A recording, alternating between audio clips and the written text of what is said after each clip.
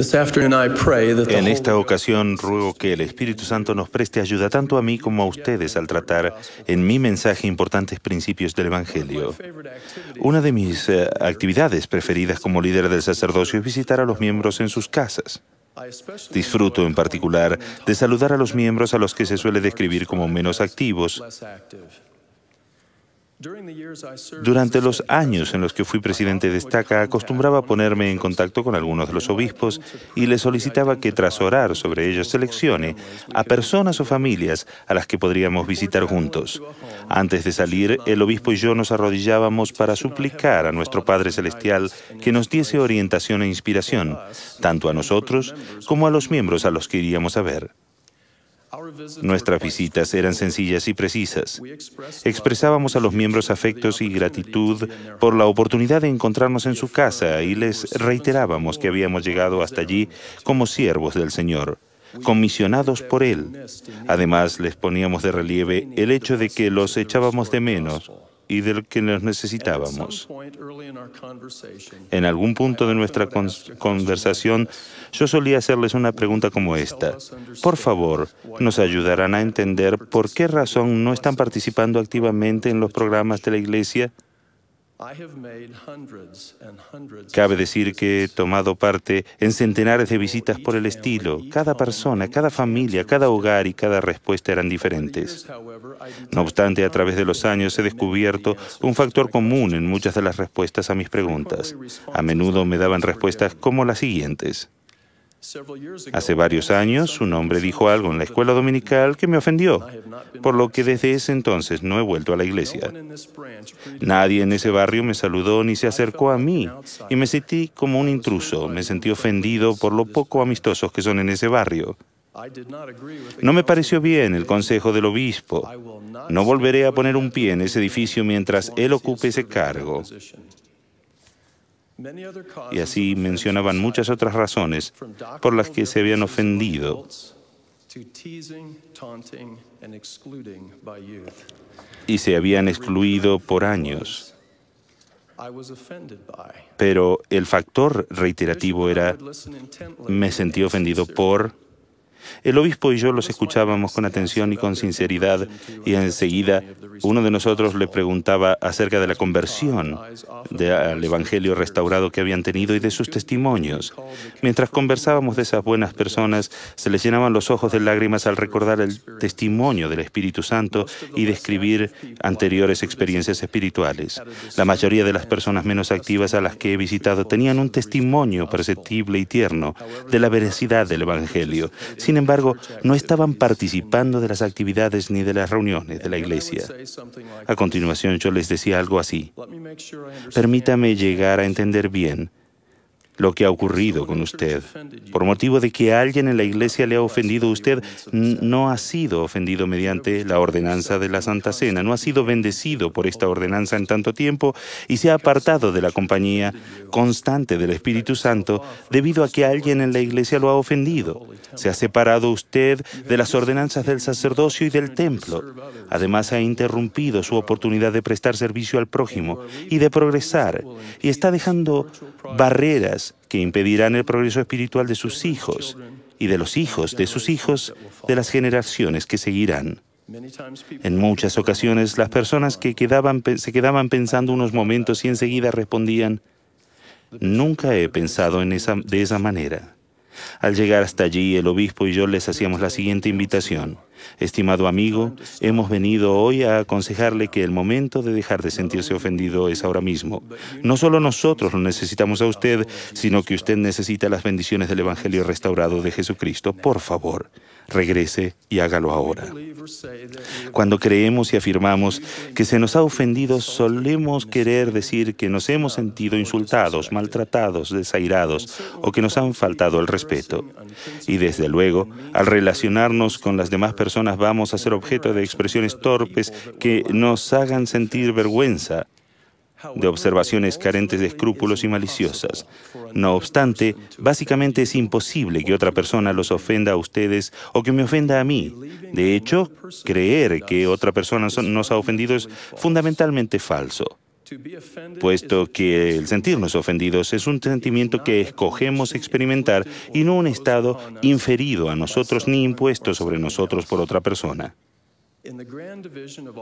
En la espléndida distribución de todas las creaciones de Dios, existen tanto las cosas que actúan como aquellas sobre las cuales se actúa. Los hijos y las hijas de nuestro Padre Celestial hemos sido bendecidos con el don del libre albedrío y del albedrío moral, la capacidad de actuar y de escoger independientemente. Habiendo sido dotados del albedrío, ustedes y yo venimos a ser agentes, y ante todo hemos de actuar y no permitir tan solo que se actúe sobre nosotros. El creer que alguien o algo podrá hacernos sentir ofendidos, irritados, lastimados emocionalmente, amargados o algo así, disminuye nuestro albedrío moral y nos transforma en objetos sobre los cuales se actúa. Sin embargo, en calidad de agentes, ustedes y yo tenemos el poder de actuar y de escoger la forma en que queremos reaccionar ante la situación agraviante o hiriente. Thomas B. Marsh, que fue el primer presidente del Quórum de los 12 Apóstoles de esta dispensación, escogió sentirse ofendido por un asunto tan insignificante como la nata de la leche. Brigham Young, en cambio, fue severa y públicamente reprendido por el profeta Joseph Smith, pero escogió no sentirse ofendido. En muchos casos, el escoger sentirse ofendido es síntoma de un mal espiritual mucho más profundo y más grave. Thomas B. Marsh permitió que se actuase sobre él, y lo que al final se desprendió de ello fueron la apostasía y el sufrimiento. Brigham Young fue un agente que ejerció su albedrío y actuó en conformidad con principios correctos, y llegó a ser un instrumento poderoso en las manos del Señor. El Salvador ha sido el mayor ejemplo del modo como debemos reaccionar ante sucesos o situaciones potencialmente insultantes. Y el mundo, a causa de su iniquidad, lo juzgará como cosa de ningún valor. Por tanto, lo azotan a él, y él lo soporta. Lo hieren, y él lo soporta. Sí, escupen sobre él, y él lo soporta, por motivo de su amorosa bondad y su longanimidad para con los hijos de los hombres. Mediante el fortalecedor poder de la expiación de Jesucristo, ustedes y yo seremos bendecidos para evitar sentirnos ofendidos y triunfar sobre la ofensa. Mucha paz tienen los que aman tu ley, y no hay para ellos tropiezo. Tal vez consideremos que la capacidad de superar la ofensa está fuera de nuestro alcance. Sin embargo, dicha capacidad no está reservada ni es algo para líderes destacados de la Iglesia como Brigham Young. La naturaleza misma de la expiación del Redentor y el propósito de la Iglesia restaurada tiene por objeto ayudarnos a recibir precisamente esa clase de fortaleza espiritual. Pablo enseñó a los santos de Efeso que el Salvador estableció su Iglesia a fin de perfeccionar a los santos para la obra del ministerio, para la edificación del cuerpo de Cristo, hasta que todos lleguemos a la unidad de la fe y del conocimiento del Hijo de Dios, a un varón perfecto, a la medida de la estatura de la plenitud de Cristo. Por favor, fíjense en el empleo del dinámico vocablo perfeccionar. Como lo describió el elder Neil A. Maxwell, la Iglesia no es una casa de reposo para los que ya son perfectos, sino que la Iglesia es un laboratorio de aprendizaje y un taller de trabajo en el que adquirimos experiencia al practicar los unos con los otros en el proceso continuo de perfeccionar a los santos. El elder Maxwell también explicó con profunda comprensión que en este laboratorio de aprendizaje de los últimos días, que se conoce como la Iglesia Restaurada, los miembros de ella constituyen el material clínico, que es esencial para el progreso y la superación de las personas. La maestra visitante aprende su deber a prestar servicio y querer a sus hermanas de la sociedad de socorro. El maestro inexperto aprende valiosas lecciones al enseñar tanto a los miembros de la clase que participan como a los pocos atentos, y de ese modo llega a ser un maestro más eficaz. Un nuevo obispo aprende a ser obispo por medio de la inspiración y del trabajar con los miembros del barrio que lo apoyan de todo corazón, aun cuando reconocen sus flaquezas. El comprender que la Iglesia es un laboratorio de aprendizaje contribuye a prepararnos para la inevitable realidad. De alguna forma, y en algún momento, alguien en esta Iglesia hará o dirá algo que podrá considerarse ofensivo. Un suceso así ciertamente le ocurrirá a cada uno de nosotros, e indudablemente más de una vez. Aun cuando las personas no tengan la intención de lastimarnos ni de ofendernos, actuarán alguna vez con falta de consideración y de tacto. Si bien ustedes y yo no podemos ejercer control en las intenciones y en el comportamiento de las demás personas, sí determinamos la forma en la que actuaremos. Les ruego que recuerden que tanto ustedes como yo somos agentes dotados de albedrío moral y que podemos escoger no sentirnos ofendidos. Durante un peligroso periodo de la guerra, hubo un intercambio de epístolas entre Moroni, capitán del ejército nefita, y Paorán, juez superior y gobernador de la tierra. Moroni, cuyo ejército padecía porque el gobierno no les había proporcionado ayuda suficiente, escribió a Paorán por vía de reprobación y le acusaba severamente de insensibilidad, desidia y negligencia. Paorán hubiera podido fácilmente sentirse ofendido por el mensaje de Moroni, pero escogió no ofenderse y le respondió en tono compasivo, describiéndole la rebelión que había habido en contra del gobierno y de la que Moroni no estaba al tanto. En su epístola le decía: «He aquí, Moroni, te digo que no me regocijo por vuestras grandes aflicciones. Sí, ello contrista mi alma.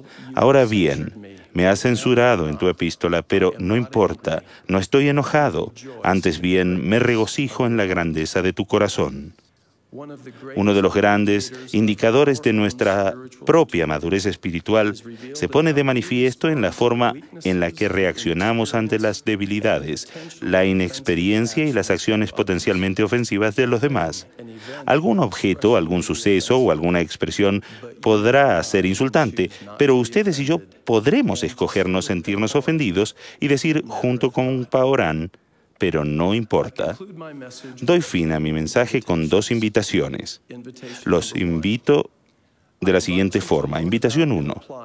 Los invito a aprender acerca de las enseñanzas del Salvador con respecto al tratamiento entre las personas y a aplicarlas en episodios que podrán interpretarse como ofensivos. Amad a vuestros enemigos, bendecid a los que os maldicen, haced el bien a los que os aborrecen y orad por los que os ultrajan y os persiguen. Porque si amáis a los que os aman, ¿qué recompensa tendréis? ¿No hacen también lo mismo los publicanos? Y si saludáis a vuestros hermanos solamente, ¿qué hacéis de más? ¿No hacen así también los gentiles? Sed pues vosotros perfectos, como vuestro Padre que está en los cielos es perfecto. Interesante que la admonición no deja de serlo en ningún momento. Cuando dice, sed pues vosotros perfectos, preceda de inmediato el consejo sobre el modo cómo debemos actuar ante los que nos hacen mal y nos ofenden.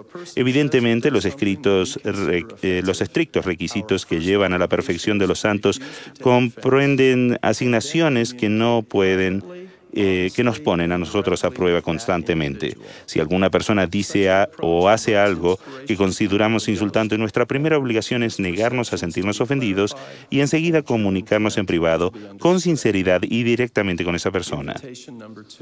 Invitación número 2. Es probable que muchas de las personas y de las familias que tienen mayor necesidad de oír este mensaje referente al escoger no sentirse ofendidas no estén participando con nosotros de la conferencia hoy. Me imagino que todos nosotros conocemos a miembros que se mantienen alejados de la iglesia por motivo de que han escogido sentirse ofendidos y que serían bendecidos si volvieran. Por favor, querrán seleccionar a algunas personas a las que visitarán e invitarán a volver a adorar al Señor con nosotros. Quizá podrían llevarle una copia de este mensaje, o tal vez prefieran analizar los principios que hemos examinado hoy. Y por favor, recuerden que todo esto debe expresarse con amor y con mansedumbre, y de ninguna manera con espíritu de superioridad moral ni de orgullo. Al responder a esta invitación con fe en el Salvador, testifico que se abrirán las puertas, se los prometo. Será llena nuestra boca. El Espíritu Santo dará testimonio de la verdad eterna y el fuego del testimonio se reavivará. Como su siervo, hago eco de las palabras del Maestro cuando Él declaró: estas cosas os he hablado para que no tengáis tropiezo. Doy testimonio de la realidad y la divinidad del Salvador viviente y de su poder para ayudarnos a evitar el sentirnos ofendidos y a superar las ofensas. En el sagrado nombre de Jesucristo. Amén.